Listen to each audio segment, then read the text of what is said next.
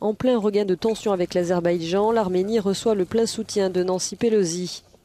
Au lendemain de son arrivée dans le pays, la présidente de la Chambre des représentants américaine s'est rendue au mémorial d'Erevan, dédié aux victimes tuées dans l'Empire ottoman lors de la Première Guerre mondiale.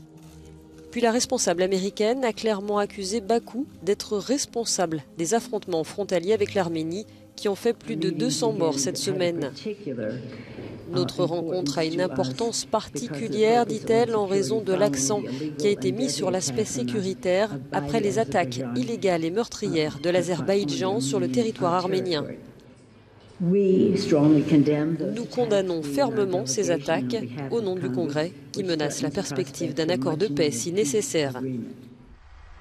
Une délégation de l'Organisation du traité de sécurité collective, une alliance militaire dominée par Moscou, a visité plusieurs sites ce samedi.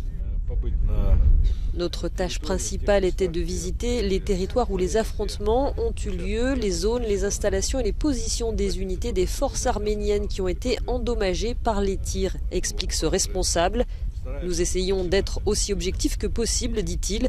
Nous travaillons avec des faits. Il est trop tôt pour parler de conclusions.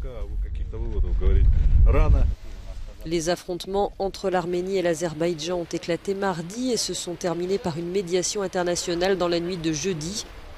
Les deux ex-républiques soviétiques du Caucase s'accusent mutuellement d'avoir déclenché les combats.